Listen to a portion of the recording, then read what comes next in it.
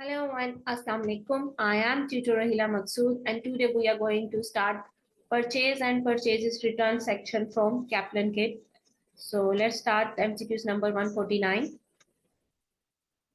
Okay, so firstly we will study requirement. How much sales tax in total has Janice paid? Okay, sales tax total Janice कितना pay करेगा? Janice buys a dress costing 120. Okay, just 120 cost.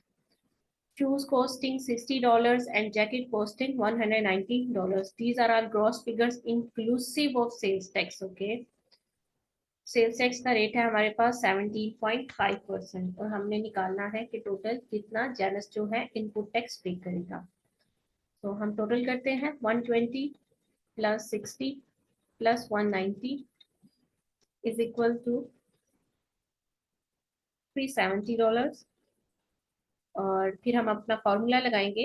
ये सारी की सारी amount जो है inclusive of tax है 11.5% multiply by 17.5%. So answer would be $55.11. So option A is the correct option. Second one is which of the following is the correct posting from the purchase day book? Okay, purchases की entry क्या होती है? Purchases debit, purchase account debit and payables account credit.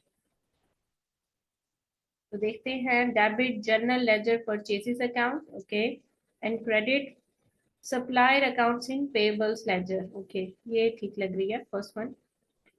General ledger purchase account cash book no, supplier account payables account को debit करना है credit करना है purchase का no, debit cash book and credit purchases account no. So first one is the correct option.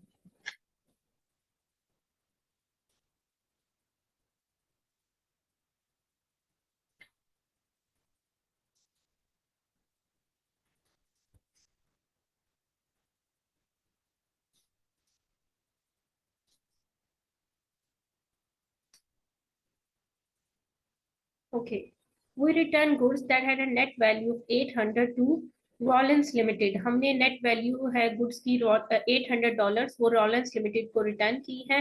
What would be debit to the Rollins Limited? Okay, if sales tax is payable at a rate of 17.5. Rollins Limited जो थे हमारे suppliers थे, ठीक है, और पूछ रहे हैं कि डेबिट क्या होगा Rollins को। पहले बताते हैं कि परचेजेस रिटर्न की जो एंट्री है वो क्या होगी। सो परचेजेस रिटर्न हमेशा क्रेडिट होता है हमारे पास,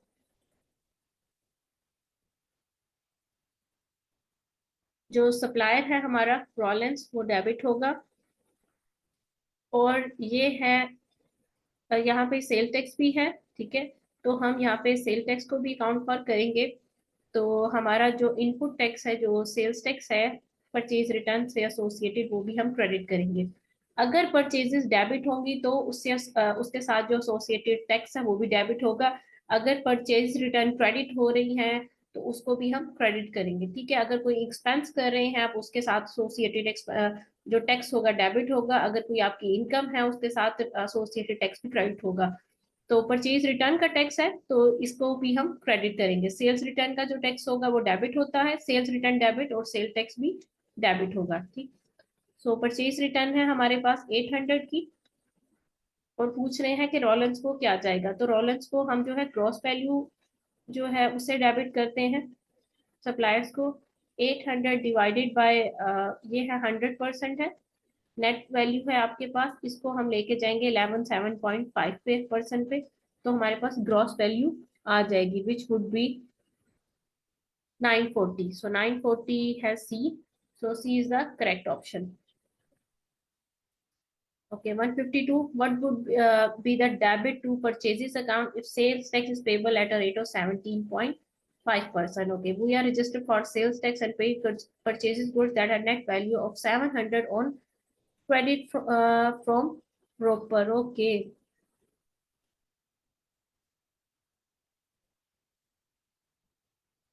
तो जी कह रहे हैं कि हम सेल्स टैक्स रजिस्टर्ड फॉर्म है, ठीक है, नेट वैल्यू है 700 और हमने परचेजेस की हैं। अब आप बताएं कि जी क्या जो है डेबिट होगा परचेजेस को।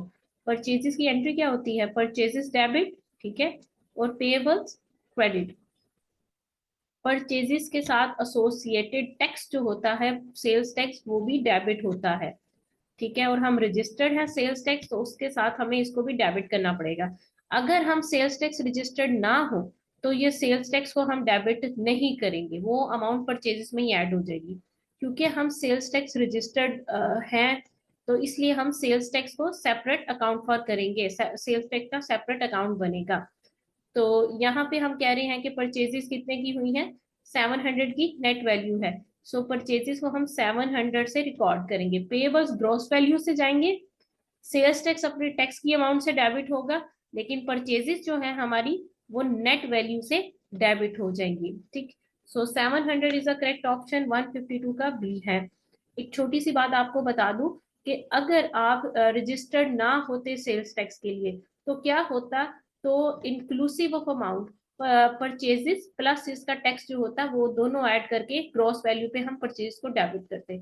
ऐसा क्यों करते, क्योंकि हमें टैक्स, अब हमने टैक्स वालों को पेमेंट नहीं करनी, जो जो सेल्स टैक्स है इसकी वजह से हमें कोई अलाउंस नहीं मिलना। नेक्स्ट पार्टी जो पार्टी ए है जिससे हम चीजें खरीद रहे हैं, वो टैक्स ऐड करके अगर हमें बेच रहा है तो हमें वो टोटल अमाउंट ही हमारी कॉस्ट बन गई है, वो टोटल अमाउंट ही हमारी परचेजेस बन गई है। तो अगर अगर ऐसा कोई क्वेश्चन आ जाए कि आप सेल्स टैक्स रजिस्टर्ड नहीं है, तो ग्रोस वैल्यू जो होगी वो आप उससे आप अपनी परचेजेस को डेबिट करेंगे, अदरवाइज सेल्स टैक्स का सेपरेट अकाउंट बनेगा, सेल्स टैक्स भी डेबिट होगी, ठीक है। क्योंकि हमें तो हमारी कॉस्ट में उसकी परचेज प्लस टैक्स अमाउंट दोनों ही इंक्लूड है, हमें तो वो परचेजेस में टैक्स भी ऐड करना पड़ा है, क्योंकि ये वाली पार्टी तो टैक्स पे कर रही है ना, तो इसने टैक्स ऐड किया हुआ है। नेक्स्ट है, Rivino has a balance of 350,000 on its payable ledger control account at the end of the May. What does this mean? Okay, payables ledger control account है आपका, payables control account, और उसका carry down balance आया है 350,000। Okay, तो इस बात का क्या मतलब है? It has bought 350,000 of goods in May. No, ज्यादा भी हो सकती है, कम भी हो सकती है। इट इज और 350,000 by its customers. No, payables control account तो सप्लायर्स के लिए बनाया जाता है ना, सप्लायर्स होते हैं पेबल्स आपके, कस्टमर्स तो रिसीवेबल्स होते हैं। It was 350,000 to its customers, yes. Closing balance payables control account का जो होता है वो रिप्रेजेंट कर रहा होता है कि आपने अपने सप्लायर्स को कितने पैसे देने हैं, आपका एक्चुअली बैलेंस है क्या। It has paid 350,000 to its suppliers. No, जो जितना आप सप्लायर्स को पे कर रहे हैं वो यहाँ पर कैश में आ रहा होगा और जहाँ पे अमाउंट लिखी होगी, ठीक। So C is the correct option.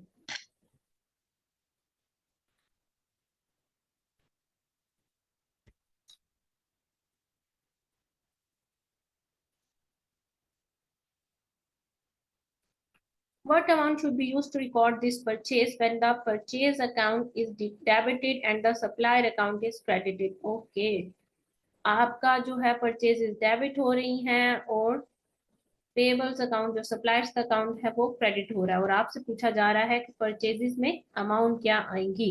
अब हम डिटेल पढ़ते हैं। Trader who is not registered, okay, जो अभी हम बात करके आए थे, अगर कोई जो ट्रेडर है वो सेल्स टैक्स पर्पस के लिए रजिस्टर्ड नहीं है, अभी हमने एमसीक्यूज किया था इस पे, तो क्या होगा? These goods have a list price of 2,000। Okay, list price क्या है? जो आप चीजें खरीद रहे हैं उनकी लिस्ट प्राइस है 2,000। ट्रेड डिस्काउंट है 20%। ओके, सो ये है आपके पास 100% की वैल्यू, आपको जो बार्गेनिंग डिस्काउंट और ट्रेड डिस्काउंट मिला है वो 20%। सो ट्रेड डिस्काउंट को हमेशा आप लिस्ट प्राइस पे से माइनस करते हैं, और जो नेट वैल्यू आती है उसे आप अपनी अकाउंटिंग में यूज करते हैं। ट्रेड डिस्काउंट को आप अकाउंट फॉर नहीं करते, उसे हमेशा लिस्ट वैल्यू से आप माइनस करके जो नेट वैल्यू होती है उसको आप यूज करते हैं। सेटलमेंट डिस्काउंट होता है वो आपकी अकाउंटिंग में यूज होता है, ट्रेड डिस्काउंट को कहीं यूज नहीं करते।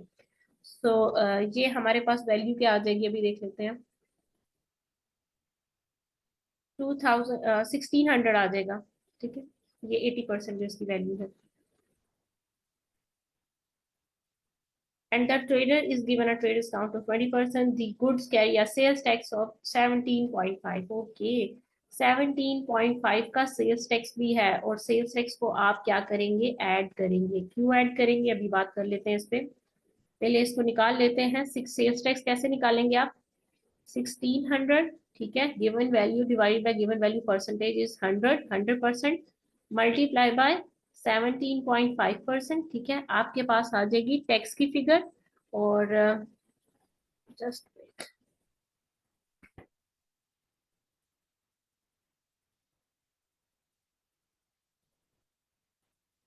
वो है, हमारे पास आती है 280, और 1600 में 280 आप ऐड करेंगे तो आपके पास आ जाएगी 1880।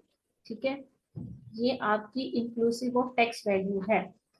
इस अमाउंट से आप परचेजेस को डेबिट करेंगे और पेबल्स को क्रेडिट करेंगे। इस एंट्री में सेल्स टैक्स ना ही डेबिट हो रहा है ना ही क्रेडिट हो रहा है। अगर ये बिजनेस सेल्स टैक्स रजिस्टर्ड होता तो आप सेल्स टैक्स यहाँ पे मेंशन करते, ठीक है, और 1600 से परचेज को डेबिट करते, और टैक्स को आप जो है सेपरेट 280 से रिकॉर्ड करते। लेकिन ये बिजनेस जो है वो सेल्स टैक्स रजिस्टर्ड नहीं है। जब भी बिजनेस सेल्स टैक्स रजिस्टर्ड नहीं होगा और परचेजेस होंगी तो आपने सेल्स टैक्स को भी परचेजेस में ऐड करना है। क्यों ऐड करना है? क्योंकि अब आपने टैक्स वालों से कोई अलाउंस नहीं लेना, टैक्स वालों को कुछ पे नहीं करना, सेल्स टैक्स का अकाउंट आप बना नहीं रहे। जिस बंदे ने आपको जो है गुड्स सेंड की है, सेल की है, उसने जो है परचेज, आपको जो परचेज वैल्यू है which is 1600 plus tax value, हमारे लिए ये है इनपुट टैक्स, उस बंदे के लिए आउटपुट टैक्स था। उसने तो रिक्लेम करना है ना, तो उसने टैक्स ऐड किया है। तो इस टोटल वैल्यू को उसने अपने बुक्स में रिकॉर्ड किया है। तो आप क्या करेंगे, ये जो टोटल वैल्यू 1600 प्लस 280 की, ठीक है, इससे आप अपने बुक्स में रिकॉर्ड करेंगे। इससे आपको नेट ऑफ टैक्स का अलाउंस नहीं मिलेगा। इनपुट टैक्स जो होता है ना, ये इनपुट टैक्स है ना, परचेज पे जो टैक्स होता है, इसका बेनिफिट ये होता है जो आपका सेल्स के ऊपर टैक्स है, आउटपुट टैक्स, आउटपुट टैक्स से इनपुट टैक्स को आप माइनस करते हैं। ठीक है, ये आपको एक अलाउंस दे रहा होता है परचेजेस का टैक्स। और वो जो नेट ऑफ टैक्स वैल्यू आती है वो आप पे करते हैं अपनी टैक्सेशन अथॉरिटीज को। लेकिन जब आप जो है सेल टैक्स रजिस्टर्ड फर्म नहीं है, ऑर्गेनाइजेशन नहीं है, उस वक्त आपको अपनी टैक्स की वैल्यू प्लस परचेज की जो कॉस्ट है, ये दोनों एडअप करके आपकी एक्चुअल कॉस्ट बनेगी, और इसी से आप अपनी परचेज को रिकॉर्ड करे होंगे। क्योंकि अब आपको ये वाली जो अमाउंट है ये अलाउंस नहीं दे रही, इससे आपको जो है आउटपुट टैक्स पे बेनिफिट नहीं हो रहा, आपको ये आउटपुट टैक्स गेन ही नहीं करे। आप आगे प्रॉफिट ऐड करके सेल करेंगे या उसको कंज्यूम करेंगे प्रोडक्ट को, लेकिन टैक्स ऐड नहीं करेंगे। ठीक, तो टोटल वैल्यू क्या होगी, 1880। ये छोटी सी चीज है पर याद रखिएगा, अगर सेल्स टैक्स रजिस्टर्ड बिजनेस नहीं होगा तो परचेजेस को आप ग्रॉस वैल्यू पे ही डेबिट करेंगे, और अगर रजिस्टर्ड होगा तो परचेजेस को नेट वैल्यू पे डेबिट करेंगे, और सेल्स टैक्स सेपरेट जो है वो आ रहा होगा डेबिट पे। ठीक, 155, what was the closing balance on the sales tax account. Okay, sales tax का अकाउंट बनाना है आपने, टैक्स अकाउंट, उसका क्लोजिंग बैलेंस बताना है आपने। ब्रोट डाउन यहाँ पे आएगा। assuming all items are subject to sales tax at 10%, 10% का जो है टैक्स है।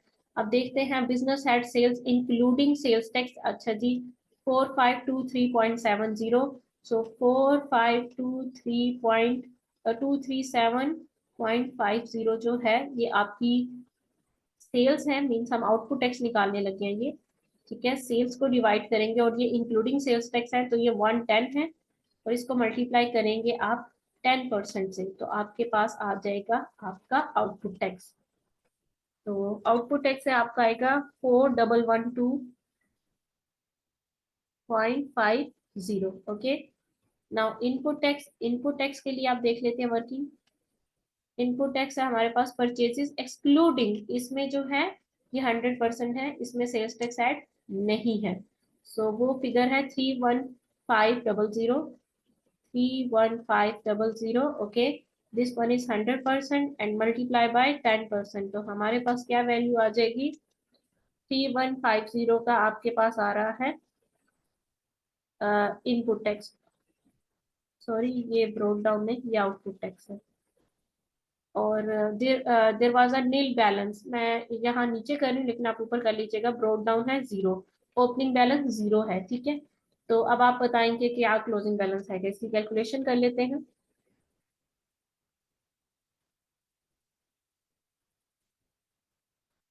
तो हमारे पास आंसर आया है 962.50 का क्रेडिट बैलेंस, ठीक है। तो A is the correct option.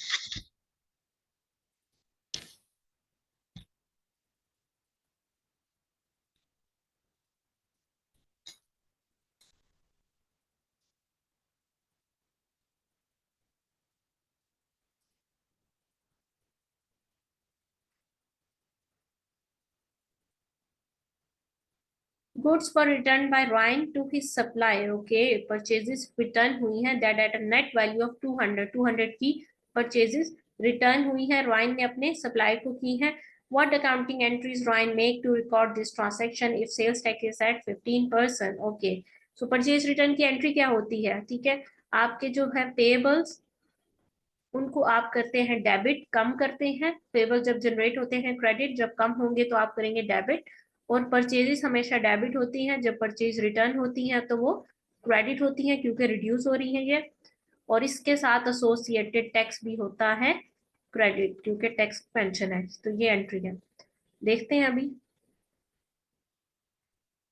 Debit payables ledger control account credit sales tax credit returns outward, okay.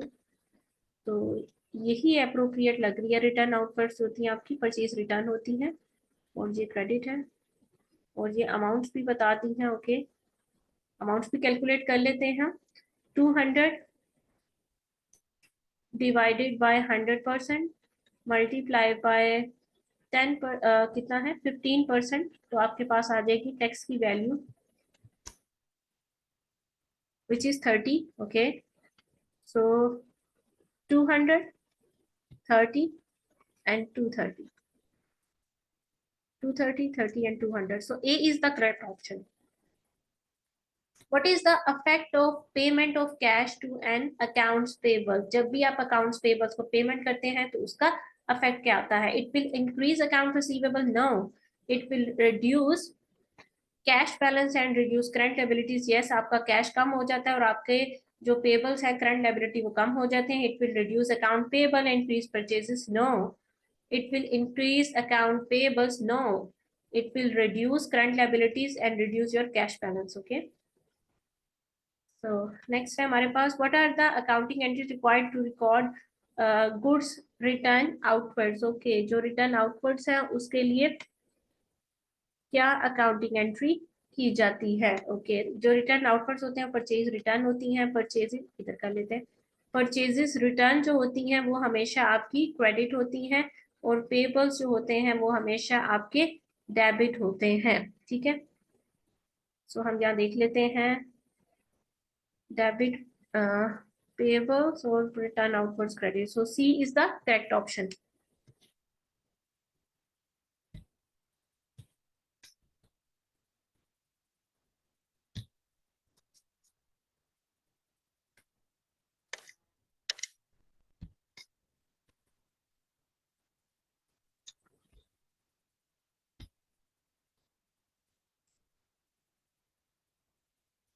How should Anthony record the cancellation of the check in his book?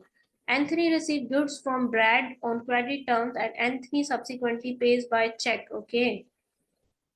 Okay, Anthony ने payment कर दी है। पहले तो है cancellation of check, को कैसे record करेगा, details में बता रहे हैं कि एंथनी ने गुड्स रिसीव की थी ब्रैड से, एंड लेटर ऑन जो है एंथनी ने पे किया था cheque. Anthony then discover that the goods are faulty and cancel the cheques, okay, after it is issued but before it is cashed by the Brad. Anthony ने क्या किया कि उसको नजर आया कि गुड्स जो है फॉल्टी है और मैंने पहले ही चेक जो है वो सेंड कर दिया है, तो अब वो क्या करना चाह रहा है, वो गुड्स रिटर्न करना चाह रहा है और वो जो चेक उसने इशू किया है उसको कैंसिल करना चाह रहा है। अभी तक जो है उसने ब्रैड ने वो कैश नहीं करवाया, ठीक है, वो रास्ते में ही है check.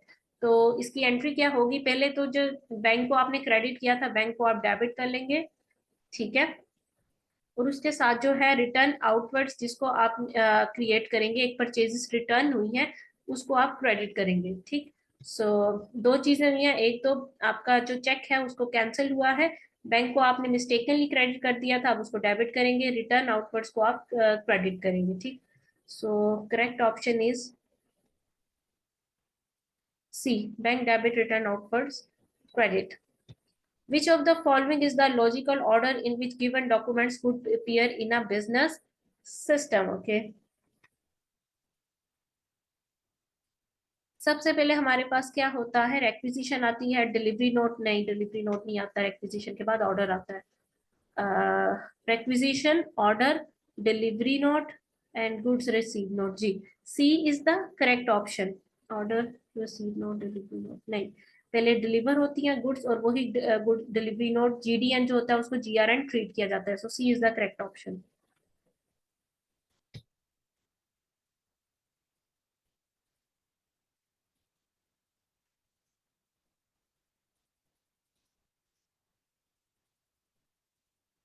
which of the following is not a purpose of purchase invoice, इनमें से कौन सा परचेज इनवॉइस का पर्पस नहीं है?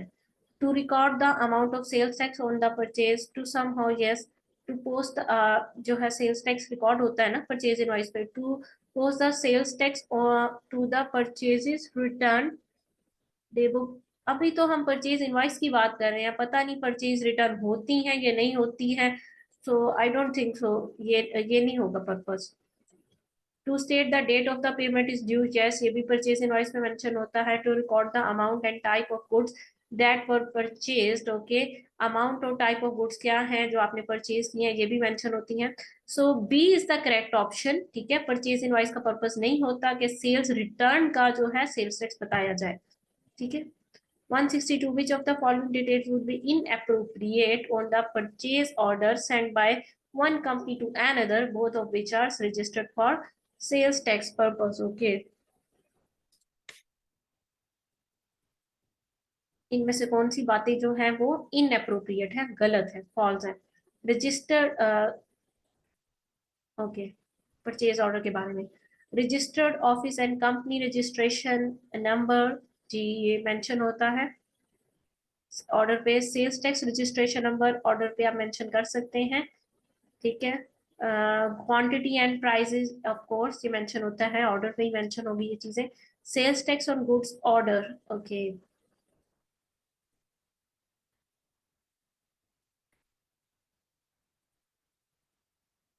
सेल्स टैक्स रजिस्ट्रेशन नंबर जो है ये ऑर्डर में होगा, ठीक है।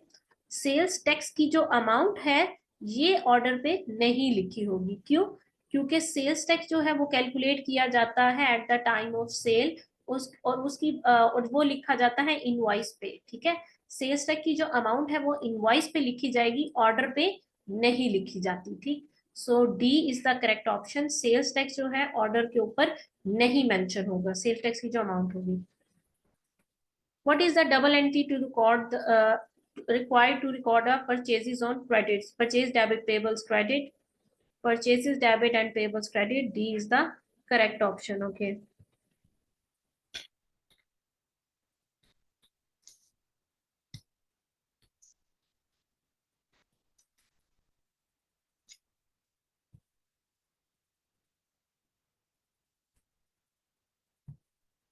If an invoice state that the settlement terms are net 30 days, what does it indicate? Okay.